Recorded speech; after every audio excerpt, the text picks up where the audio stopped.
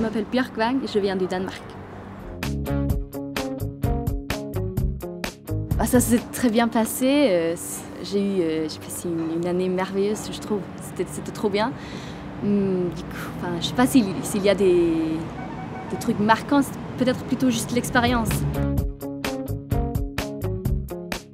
Au début, j'ai rien compris, je pense que j'ai beaucoup dormi en philo.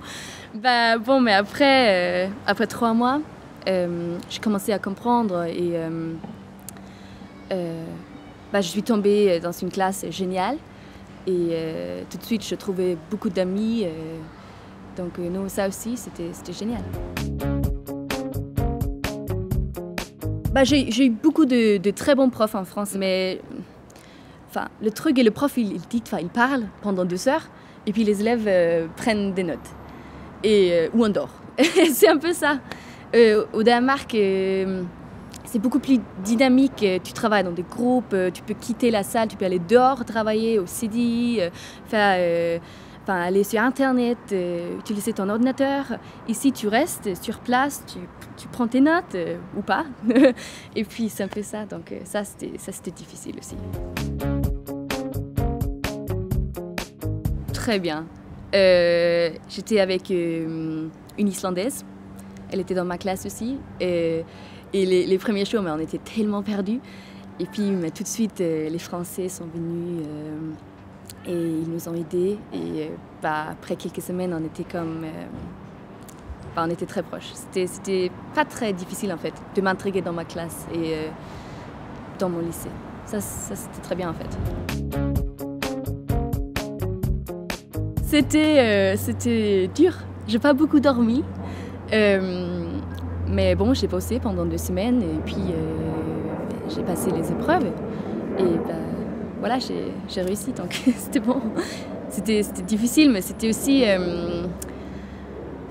pour moi, ça fait un peu partie de mon expérience. Et surtout pour me sentir comme une vraie Française. Et ça, c'était important pour moi à faire. Parce que sinon, j'aimerais bien faire les trucs que mes camarades de classe faisaient aussi, donc c'était assez naturel.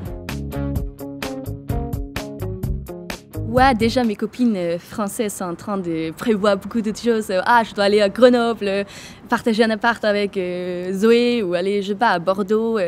Donc oui, c'est sûr que je pense de ça et c'est une possibilité que je peux rester en France. Ouais.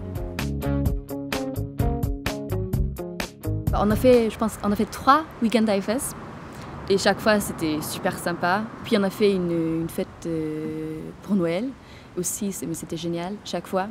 Et puis là, on a fait des conversations, on a parlé avec les bénévoles et ils nous ont aidés s'il y avait des trucs, des problèmes. Donc en fait, pour moi, ça a très bien marché. Et je savais que si j'avais un problème, je pouvais toujours appeler les bénévoles d'AFS. Ouais. C'était très bien. J'ai parlé avec une fille qui va aller au Danemark l'année prochaine, donc j'ai pu donner de conseils. C'était très bien, je me sentais très bien à faire ça et aider un petit peu. Et ça m'a donné envie aussi d'aller au Danemark et devenir bénévole, parce que je sais que ça change et qu'on peut faire beaucoup de choses, on peut aider des gens. Je pense que je connais l'histoire. C'était des gens qui ont vu vraiment les horreurs de la Première Guerre mondiale et puis ils ont pensé que si on faisait des échanges, on pouvait changer des trucs. Puis ils ont commencé à AFS. C'est un peu ce que je sais de ça.